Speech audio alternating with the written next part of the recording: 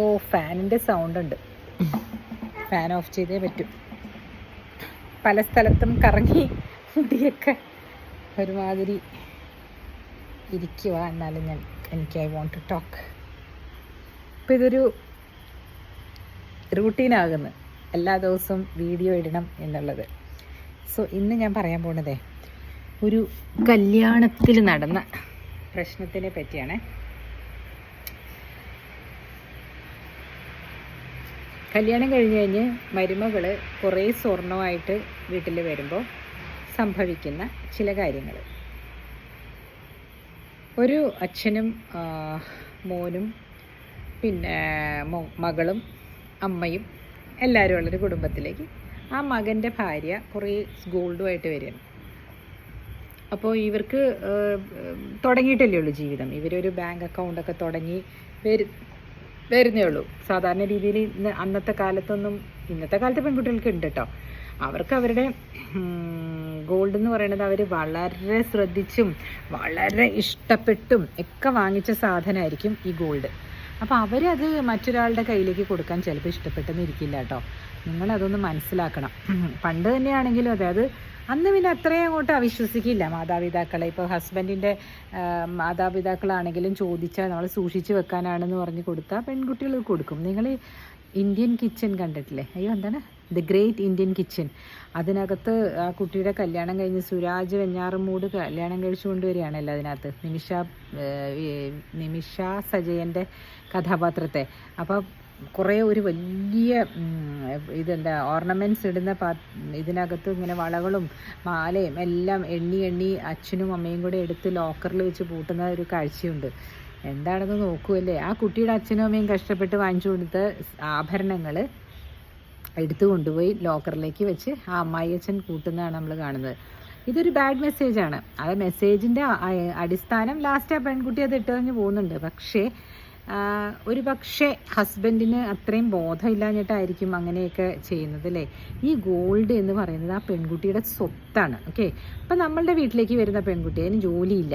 അപ്പോൾ ഇവരുടെ വിചാരം ജോലിയില്ലാതെ വരുമ്പോൾ ഈ പെൺകുട്ടിയെ ഞങ്ങൾ നോക്കാൻ വേണ്ടിയിട്ടാണ്, അവരുടെ ഭർത്താവിന് വേണ്ടിയിട്ടും കൂടിയാണ് ഈ സ്വർണം തരുന്നതെന്ന് വിചാരിച്ചാൽ തെറ്റിപ്പോയി കേട്ടോ.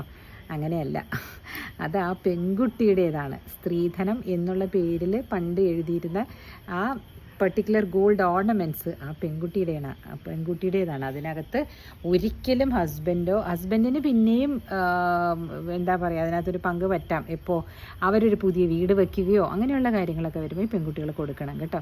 അല്ലാതെ തരത്തിലുള്ള സമയത്ത് ഇപ്പോൾ വല്ല കല്യാണങ്ങൾക്ക് പോകാനോ ഒക്കെ ഗോൾഡ് ഇടണമെങ്കിലൊക്കെ അത് ഇപ്പോൾ ആ അമ്മായിയച്ഛൻ്റെയും അമ്മായിയമ്മയുടെയും അടുത്ത് പോയി ചോദിക്കേണ്ട ഒരു ഗതികേടുണ്ടല്ലോ. അത് ശരിയല്ല. അത് ആവശ്യമില്ലതാനും. ആവശ്യമില്ലാത്ത കുറേ പ്രശ്നങ്ങളിലേക്ക് ഈ ഇൻലോസും ചെന്ന് പെടും കേട്ടോ. സമ്മതിക്കില്ല. ഇവിടെ എന്താണ്ട് കണ്ട പ്രശ്നമാണ്. അവിടുത്തെ ലൈറ്റൊക്കെ ഇങ്ങനെ എപ്പോഴും ഇടാഞ്ഞിട്ടാണോ ദൈവമേ. ഇവിടെ ആരും ഇങ്ങനെ എല്ലാ ലൈറ്റും അമ്മേച്ചനും ഉപയോഗിക്കാറില്ല. ഒരു മിനിറ്റ്. അയ്യോ, ഇത് ഏതാണോ ലൈറ്റ്? അത് ശരി, ഓർണം കെടുത്തി എല്ലാം പോവും. അത് ഇവിടെ എന്താ പറയുക, നമ്മുടെ ഈ ബാലെ ഡാൻസിലൊക്കെ കിടന്ന് ഇങ്ങനെ മിന്നി തെളിയൂലേ, അതുപോലെ ഉണ്ട് അവിടെ. ഞാനപ്പോൾ സ്ഥലം മാറിയിരിക്കട്ടെ. ദൈവമേ, ഇവിടുത്തെ ലൈറ്റൊക്കെ എവിടെയാണോ? വല്ലപ്പോഴും വന്ന് താമസിക്കുന്നവർക്ക് ഇങ്ങനത്തെ അബദ്ധങ്ങളൊക്കെ പറ്റുമല്ലോ. ലൈറ്റ് പുറത്ത്.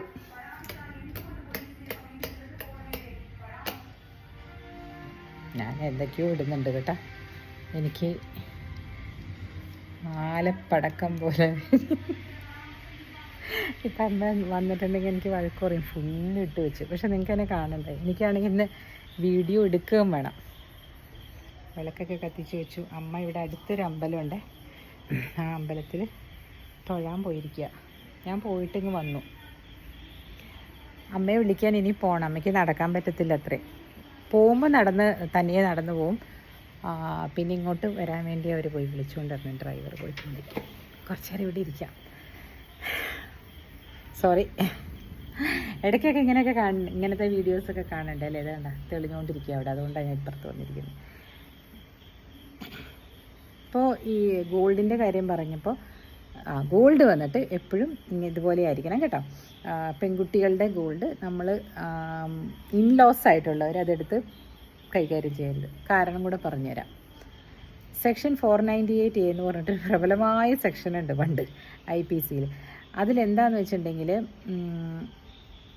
ക്രൂവൽറ്റി, അതിലെന്താണെന്ന് വെച്ചിട്ടുണ്ടെങ്കിൽ പെൺകുട്ടികളെ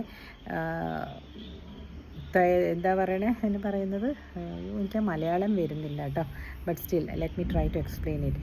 ഇപ്പോൾ 7 വർഷത്തിനുള്ളിൽ ഈ പെൺകുട്ടി പോയി ഒരു കേസ് കൊടുക്കുകയാണ്, സ്ത്രീധന പീഡനം എന്ന് പറഞ്ഞിട്ട്. ഈ സെക്ഷനാണ് ആപ്ലിക്കബിൾ. സ്ത്രീധന പീഡനം എന്ന് പറഞ്ഞാൽ ഈ ഗോൾഡ് വീട്ടിൽ നിന്ന് ഇനിയും വാങ്ങിച്ചുകൊണ്ട് പോവാ എന്ന് പറയുന്നത്, കിട്ടിയത് പിടിച്ചു വെക്കുന്നത്, ഇതെല്ലാം അതിൽ പെടും. അപ്പോൾ അതൊരു ഹാരസ്മെൻറ്റ് പോലെ അവർക്ക് തോന്നിക്കഴിഞ്ഞിട്ടുണ്ടെങ്കിൽ, അല്ലെങ്കിൽ ചിലപ്പോൾ ഒന്നും കാര്യം ഉണ്ടാവില്ല, എന്തെങ്കിലും ഒരു ചെറിയ കാര്യത്തിന് വേണ്ടിയിട്ട് വഴക്കിട്ട് കഴിഞ്ഞാലുണ്ടല്ലോ, അച്ഛനമ്മമാർ, അതായത് പയ്യൻ്റെ അച്ഛനമ്മമാർ പെട്ട അവസ്ഥയൊക്കെ ഉണ്ടായിട്ടുണ്ട്. എവിടെയോ ജോലി ചെയ്യുന്ന പെങ്ങന്മാരെയൊക്കെ പ്രതികളാക്കിയ കാര്യങ്ങളൊക്കെ നടന്നിട്ടുണ്ട്, മിയർ അസൂയ കൊണ്ട് മാത്രം. അപ്പോൾ അതിനകത്ത് ചെന്ന് പെടാതിരിക്കാനായിട്ട് നമ്മൾ ബുദ്ധിയുള്ളവർ അല്ലെങ്കിൽ വിദ്യാഭ്യാസമുള്ളവർ ഈ പെൺകുട്ടികളുടെ ഗോൾഡിൽ കൈ വെക്കാതിരിക്കുക.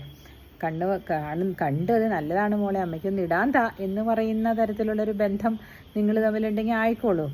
എന്നോട് ചോദിച്ചാൽ അതുപോലും ചെയ്യരുതെന്നേ ഞാൻ പറയുള്ളൂ. നമ്മളുടെ പ്രായം അതിൻ്റെ എല്ലാം കഴിഞ്ഞു, നമുക്കുള്ളത് നമ്മളുണ്ടാക്കി നമ്മൾ ഇടുക. കുട്ടികൾ അവർക്ക് ആ ഒരു 24-25 വയസ്സിലൊക്കെ കല്യാണം കഴിച്ച് വരണവർക്ക് അത് ഭയങ്കര ഒരു എൻ്റെ എന്നുണ്ടാകും, മനസ്സിലായോ? ഭർത്താവിനെയും കണ്ടിട്ടില്ലേ അവർ എൻ്റെ എന്ന് പറഞ്ഞ് നടക്കുന്നത്. അപ്പോൾ അതുകൊണ്ട് അതിൽ ചെന്ന് പെടാതിരിക്കുക. ഒരിക്കലും സ്വരം നല്ലപ്പോഴേ പാട്ട് നിർത്തുന്ന നല്ലതെന്ന് പറഞ്ഞ പോലെ അവരുടെ വീട്ടുകാര്യങ്ങളിൽ കയറി ഇടപെട്ട്, അതായത് സ്വന്തം മകൻ്റെയും മരുമകളുടെയും വീട്ടുകാര്യങ്ങളിൽ ഇടപെട്ട്, അല്ലെങ്കിൽ അവർ ഇവിടെ താമസിക്കുമ്പോൾ എല്ലാത്തിനും അവർക്ക് ഇൻസ്ട്രക്ഷൻസ് കൊടുത്ത് അവരെ ബുദ്ധിമുട്ടിക്കാതിരിക്കുക. അവർ തനിയെ ഒരു വീട്ടിൽ പോയി താമസിക്കട്ടെ എന്നേ. നമ്മളൊക്കെ പല ആളുകളും നമ്മൾ അങ്ങനെ താമസിച്ചൊക്കെ തന്നെയല്ലേ ഇപ്പോൾ മുമ്പോട്ട് വന്നിരിക്കുന്നത് അല്ലേ. അപ്പോൾ എന്തോ കുറച്ച് നേരം നടന്നു കഴിഞ്ഞാൽ എനിക്ക് ഭയങ്കര ബുദ്ധിമുട്ടുണ്ട്, എന്തോ ഒരു ശ്വാസത്തിനൊക്കെ ഒരു തടസ്സമല്ലേ. പിന്നെ ഈ ചികിത്സ കഴിഞ്ഞ് വന്നപ്പോൾ ഞാൻ ഫ്രഷായി, എന്നാലും പുറത്തൊക്കെ പോയി ഇന്ന് വന്നപ്പോഴേ കുറച്ചൊന്ന് പുറത്ത് പോയിരുന്നു. എനിക്ക് എൻ്റെ ഇതെടുക്കണമായിരുന്നു, എൻ്റെ പാരീസ് ടൈലറിങ്ങിൽ നിന്ന് എൻ്റെ തുണിത്തരങ്ങൾ ബ്ലൗസൊക്കെ തയ്ച്ചതുണ്ടായിരുന്നു, അതൊക്കെ എടുക്കാൻ പോയിരുന്ന. അതെ, ഇവിടെ ശരിയാകുന്നില്ല, ഇതിങ്ങനെ തെളിഞ്ഞുകൊണ്ടിരിക്കണമായിരുന്നു, എൻ്റെ മുഖത്തൊക്കെ ഫ്ലിക്കറിങ് പോലെ വരണുണ്ടോ. അപ്പോൾ ഇതേ ഉള്ളൂ, ഞാൻ ഇത്രയും പറയുന്നുള്ളൂ, കുഞ്ഞു വീഡിയോ. ദാറ്റ് ഈസ് പുതിയതായിട്ട് കല്യാണങ്ങളൊക്കെ ചെയ്ത് പെരുമകൾ കൊണ്ടുവരുന്ന സ്വർണത്തിൽ തൊടാനേ പോകണ്ട. അതേപോലെ കുറച്ച് ഇപ്പം നമ്മളിപ്പോൾ ഗൾഫിലൊക്കെ ഉള്ള മകനാണെന്നെങ്കിൽ കുറച്ച് സ്വർണ്ണമൊക്കെ ആദ്യമേ കൊണ്ടുവന്നിട്ടുണ്ടാകും. അപ്പോൾ മകൻ്റെ താല്പര്യപ്രകാരം അത് മരുമകൾക്ക് കൊടുത്തേക്കണം എന്നാണെങ്കിൽ വിവാഹം കഴിഞ്ഞ് കഴിയുമ്പോൾ ഇതാണ് കേട്ടോ നീ കൊണ്ടുവന്ന സ്വർണ്ണങ്ങൾ എൻ്റെ കയ്യിൽ ഇരിക്കുന്നതെന്ന് പറഞ്ഞ് അമ്മായിയമ്മ അങ്ങോട്ട് ഗ്രേസ്ഫുള്ളി കൊടുത്തേക്കുക മരുമകളുടെ കയ്യിലേക്ക്. അത് മകന് അങ്ങനെ താല്പര്യം ഉണ്ടെങ്കിൽ കേട്ടോ, അല്ല മകൻ പറയണത് അമ്മ എടുത്തോളൂ എന്ന് പറയുകയാണെങ്കിൽ പിന്നെ മരുമകളാണെങ്കിലും അതിൽ പോയി ചോദ്യങ്ങൾ ചോദിക്കരുത്. കാരണം എന്ത് ചോദിക്കേണ്ട ആവശ്യമില്ല.